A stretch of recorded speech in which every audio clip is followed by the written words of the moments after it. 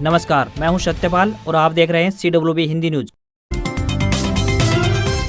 शक संवत 1945 विक्रम संवत 2080 आज पौष मास के शुक्ल पक्ष की चतुर्दशी तिथि और दिन बुधवार है। तदनुसार अंग्रेजी तारीख 24 जनवरी सन 2024। सबसे पहले आज के मुख्य समाचार। हरियाणा के रास्ते दिल्ली से अमृतसर के बीच दौड़ेगी बुलेट ट्रेन। सोनीपत में इस जगह पर बनेगा स्टेशन। हरियाणा बोर्ड की प्रैक्टिकल परीक्षाओं का शेड्यूल हुआ जारी, बताएंगे पूरी अपडेट। कड़ाके की ठंड में पशुओं का इन खास तरीकों से रखे ख्याल, थोड़ी सी लापरवाही पड़ेगी भारी। हरियाणा के सरकारी प्राइवेट स्कूलों में 27 तक छुट्टी, पहली से 5वीं तक क्लास की पढ़ाई नहीं होगी। टीचर व स्टाफ स्कूल आएंगे, नोटिफिकेशन हुआ जारी। हिसार से जयपुर जाने वाली रोडवेज बस फिर से हुई शुरू, ये रहेगा टाइम टेबल। सालासर धाम पहुंचे पूर्व सीएम भूपेंद्र सिंह हुड्डा, धर्मशाला का किया उद्घाटन। बोले हरियाणा के डीएनए में धार्मिक मान्यताएं हम सबके हैं राम। कर्तव्य पथ पर भारत रचेगा इतिहास, जल थल और वायुसेना की महिला टुकड़ी पहली बार करेंगी मार्च। हरियाणा में अब ट्रांसफार्मर चोरी या फिर खराब होने पर किसानों को उठाना होगा 20% खर्च। हरियाणा के डिप्टी सीएम दुष्यंत चौटाला बने पिता, घर में आई लक्ष्मी। काम की खबर, UIDAI ने कार्ड धारकों को किया अलर्ट। आधार ईमेल लिंक नहीं करवाया है तो हो सकता है बड़ा नुकसान। सरकार ने सोने व चांदी पर इंपोर्ट ड्यूटी बढ़ाई, इसे 10% से बढ़ाकर 15% किया। इससे आने वाले दिनों में बढ़ सकते हैं दाम। और भारत अब दुनिया का चौथा सबसे बड़ा शेयर बाजार, हांगकांग को पीछे छोड़ा अमेरिका दुनिया का सबसे बड़ा बाजार। और अब खबरें विस्तार से। लगातार ठंड बढ़ने की वजह से जनजीवन अस्त व्यस्त हो चुका है। ठंड के कारण लोग काफी परेशान हैं। फिलहाल अभी कुछ दिनों तक ठंड से राहत मिलने की संभावना नहीं है। कुल मिलाकर कड़ाके की ठंड का सामना अभी और करना पड़ सकता है। मौसम विभाग ने 25 जनवरी तक के लिए ताजा पूर्वानुमान जारी कर दिया है। मौसम वैज्ञानिक डॉक्टर चंद्र मोहन ने बताया है कि मंगलवार से हवाओं की दिशा बदलकर उत्तरी हो गई है और रात का तापमान फिर से गिर गया है। 25 जनवरी से एक और पश्चिमी विक्षोभ सक्रिय होने वाला है, जिससे दिन और रात के तापमान में बदलाव होगा। वहीं मौसम विभाग चंडीगढ़ केंद्र के अनुसार जनवरी महीने में मौसम की फिलहाल स्थिति इसी प्रकार की रहने वाली है। कोहरे के साथ ठंड बढ़ने की संभावना है। हरियाणा में अभी 5 दिन और ठंड का प्रकोप बना रहेगा। प्रदेश के अधिकांश क्षेत्रों में 27 जनवरी तक कोहरा, कोल्ड डे व शीतलहर की संभावना है।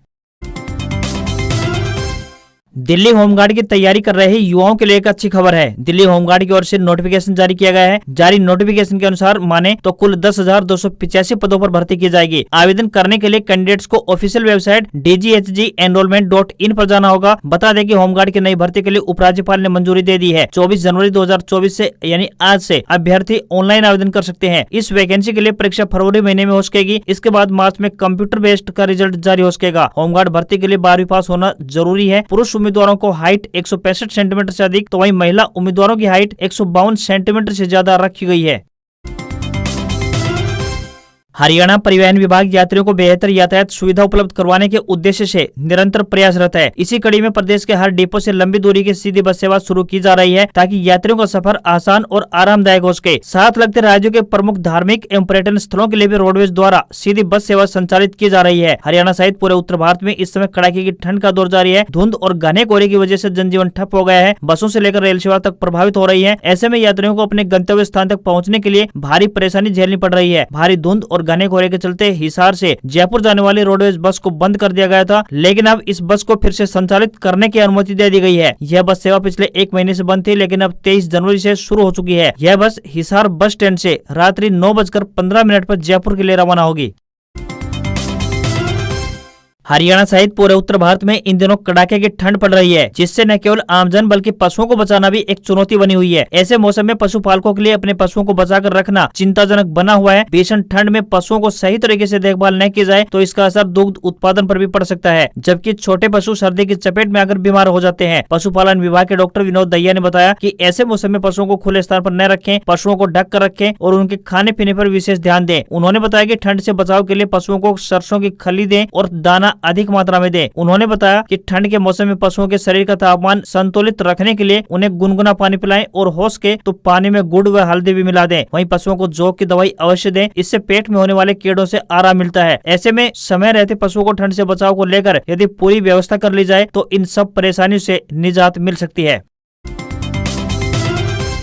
हरियाणा विद्यालय शिक्षा बोर्ड यानी HBSC ने मंगलवार को सेकेंडरी और सीनियर सेकेंडरी की वार्षिक परीक्षा के लिए नियमित परीक्षाओं की प्रैक्टिकल परीक्षाओं की तारीखें घोषित कर दी हैं। बता दें कि प्रैक्टिकल परीक्षाएं फरवरी में होंगी। इसके लिए समय भी तय किया जा चुका है। बोर्ड अध्यक्ष डॉक्टर VP यादव एवं सचिव ज्योति मित्तल ने मंगलवार को बताया कि माध्यमिक व उच्च माध्यमिक यानी शैक्षणिक नियमित परीक्षाओं की प्रायोगिक परीक्षाएं 1 फरवरी से लेकर 17 फरवरी तक आयोजित की जाएंगी। बता दें कि यह परीक्षा सुबह 9 बजे से दोपहर 2 बजे तक आयोजित होंगी। सीनियर सेकेंडरी की भौतिक विज्ञान, रसायन विज्ञान एवं जीव विज्ञान विषयों की प्रायोगिक परीक्षा बोर्ड द्वारा बाह्य परीक्षक नियुक्त कर कराई जाएंगी।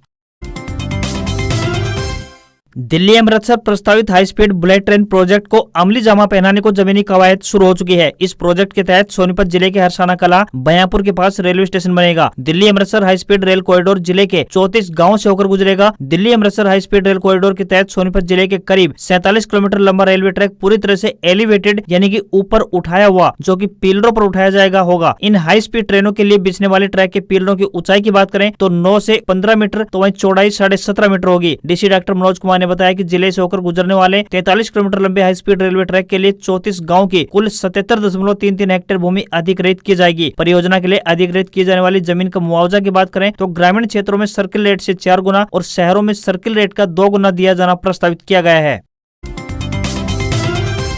हरियाणा में इस समय हाड़ कपा देने वाली ठंड पड़ रही है। ऐसे में सूबे की मनोहर सरकार ने स्कूली बच्चों की सर्दियों की छुट्टियां एक बार फिर से बढ़ा दी हैं। शिक्षा मंत्री कंवरपाल गुर्जर ने बताया कि लगातार पड़ रही ठंड के चलते पहली से 5वीं कक्षा तक के बच्चों की छुट्टियां 27 जनवरी तक बढ़ा दी गई है। बता दें कि हरियाणा में सरकार की ओर से पहले 1 से 15 जनवरी तक सर्दियों की छुट्टियां घोषित की गई थी, लेकिन उसके बाद ठंड को देखते हुए 5वीं कक्षा तक के स्कूलों में 20 जनवरी तक छुट्टियां की गई थी। इससे पहले ठंड को देखते हुए हरियाणा सरकार स्कूल खोलने के समय में बदलाव कर चुकी है। स्कूलों को सुबह 9:30 बजे खोला जाएगा और दोपहर 3:30 बजे तक पढ़ाई कराई जा सकेगी। वहीं डबल शिफ्ट वाले स्कूलों के समय की बात करें तो सुबह 7:55 से लेकर दोपहर 12:30 बजे तक किया गया है। वहीं जबकि दूसरी शिफ्ट की बात करें तो 12:40 से दोपहर में क्लास शुरू होगी, जो कि शाम 5:15 पर इन्हें बंद करना होगा। पूर्व CM और नेता प्रतिपक्ष भूपेंद्र सिंह हुड्डा ने कहा है कि हरियाणा वह प्रदेश है जहां खुद हरि यानी भगवान का आना हुआ है। भगवान श्री कृष्ण ने गीता का उपदेश हरियाणा की धर्म नगरी कुरुक्षेत्र में दिया। हरियाणा के संस्कार और संवाद में शुरुआत से ही भगवान राम का स्मरण रहा है। यहाँ बच्चों को नमस्ते, गुड मॉर्निंग, गुड इवनिंग से पहले राम राम करना सिखाया जाता है। इसलिए धार्मिक मान्यताएं, श्रद्धा भाव भगवान श्री राम व श्री कृष्ण हरियाणा के DNA में है। हुड्डा कल सालासर में नवनिर्मित धर्मशाला का उद्घाटन करने के लिए पहुंचे थे। हरियाणा से बड़ी तादाद में श्रद्धालु रोज सालासर धाम पहुंचते हैं। उनके ठहरने, रहने व खाने पीने की व्यवस्था के लिए धर्मशाला का निर्माण किया गया है। इस मौके पर उन्होंने बालाजी भगवान के दरबार में माथा टेका और सभी की सुख समृद्धि के लिए प्रार्थना की। उन्होंने देश प्रदेश की तरक्की के लिए भगवान से दुआ मांगी। किसानों सहित अन्य बिजली उपभोक्ताओं को बिजली का LT यानी लो टेंशन कनेक्शन का ट्रांसफार्मर चोरी होने के कारण नए ट्रांसफार्मर लगाने या फिर खराब होने के कारण बदले जाने की स्थिति में उपभोक्ता को कीमत का 20% तक भुगतान करना होगा। अगर ट्रांसफार्मर का वारंटी पीरियड खत्म हो चुका है तो उपभोक्ताओं को सिर्फ 10% भुगतान करना होगा, जबकि 90% राशि बिजली निगम खुद वहन करेंगे। हरियाणा बिजली विनियामक आयोग ने इस संबंध में निर्देश जारी कर दिए हैं। घरेलू उपभोक्ताओं पर यह नियम लागू नहीं होंगे। पैसे जमा कराने के बाद ही नया ट्रांसफार्मर जारी किया जाएगा। प्राकृतिक घटनाओं जैसे कि चक्रवात, बाढ़, तूफान से ट्रांसफार्मर खराब होने की स्थिति में मरम्मत या फिर नया ट्रांसफार्मर लगाने का पूरा खर्च बिजली निगम खुद वहन करेंगे। आज यानी 24 जनवरी से जी मेन एग्जाम का पहला सेशन शुरू हो रहा है। एग्जाम 1 फरवरी तक जारी रहेंगे। इसके बाद इसका दूसरा सेशन 1 अप्रैल से लेकर 15 अप्रैल के बीच आयोजित होगा। इस साल करीब 11 लाख स्टूडेंट्स इस एग्जाम में शामिल होने वाले हैं। जी मेंस के पहले सेशन के एग्जाम 24, 27, 29, 30, 31 जनवरी और 1 फरवरी को आयोजित होंगे। जी मेन एग्जाम 2 शिफ्ट में होगा। पहली शिफ्ट सुबह 9 बजे से दोपहर 12 बजे तक होगी। एग्जाम के लिए दूसरी शिफ्ट दोपहर 3 बजे से शाम के 6 बजे तक आयोजित होगी। कैंडिडेट्स को शिफ्ट टाइमिंग से 1 घंटा पहले सेंटर पर पहुंच जाना चाहिए। स्टूडेंट्स किसी भी स्थिति में अपने एडमिट कार्ड और वैलिड ID प्रूफ के बगैर एग्जाम सेंटर न पहुंचे। गणतंत्र दिवस परेड के लिए पहली बार सेना, नौसेना और वायुसेना की महिलाओं की त्रिसेवा टुकड़ी कर्तव्य पथ पर मार्च करेगी। इस दल का नेतृत्व कर रही 26 वर्षीय कैप्टन संध्या ने अभ्यास सत्र के बाद बताया कि मैं इसका नेतृत्व करने का अवसर पाकर भाग्यशाली महसूस कर रही हूँ। गणतंत्र दिवस परेड 26 जनवरी को सुबह 10:30 बजे विजय चौक से कर्तव्य पथ तक शुरू होगी। Parade commander Delhi area commander lieutenant general Bhavnish Kumar होंगे। मेजर जनरल सुमित मेहता ने कहा कि कर्तव्य पथ पर 75वें गणतंत्र दिवस की परेड महिला केंद्रित होगी। विकसित भारत और भारत लोकतंत्र की मात्र का इसका मुख्य विषय है। मेजर जनरल मेहता ने बताया कि परेड में फ्रांसीसी दल, जिसमें भारतीय और नेपाली मूल के सदस्य भी शामिल हैं, परेड के दौरान मार्च करेंगे। 2 फ्रांसीसी राफेल विमानों के साथ एक फ्रांसीसी ईंधन भरने वाला विमान उनके ऊपर से उड़ान भरेगा। केंद्र सरकार ने सोना और चांदी पर शुल्क को लेकर बड़ा फैसला लिया है। सरकार की ओर से आयात शुल्क यानी कि इंपोर्ट ड्यूटी में बढ़ोतरी का नोटिफिकेशन जारी कर दिया है। इसके मुताबिक भारत में सोने चांदी के सिक्कों पर इंपोर्ट ड्यूटी में वृद्धि करके इसे 15% किया गया है। अब सोने और चांदी के स्क्रू, हुक और कॉइन पर आयात शुल्क पहले 12.5% था, जो कि अब बढ़ाकर 15% कर दिया गया है। देश भर में नई इंपोर्ट ड्यूटी की दरें 22 जनवरी 2024 से लागू हो चुकी है। फिलहाल भारत में सोने और चांदी पर कुल इंपोर्ट ड्यूटी 15% है। इस बात की अब पूरी संभावना है कि आयात शुल्क में वृद्धि का असर साफ तौर पर गोल्ड और सिल्वर की कीमतों पर दिखाई देने वाला है। आपको बता दें कि भारत में सोने के दाम अंतर्राष्ट्रीय बाजार में गोल्ड प्राइस पर आधारित होते हैं, लेकिन इन कीमतों पर इंपोर्ट ड्यूटी का भी बहुत ज्यादा असर पड़ता है। इसका कारण है भारत सोना, चांदी, हीरे और कलर्ड रत्नों के कच्चे माल के लिए आयात पर निर्भर है। इसलिए इंपोर्ट ड्यूटी बढ़ने से लोकल मार्केट में गोल्ड व सिल्वर के दामों पर सीधा असर पड़ने वाला है। इनकी कीमतें बढ़ने वाली हैं। बता दें कि दूसरे देशों में भारत आयात हो रहे उत्पादों पर केंद्र सरकार जो टैक्स या फिर टैरिफ लगाती है, उसे आयात शुल्क या फिर इंपोर्ट ड्यूटी के नाम से जाना जाता है।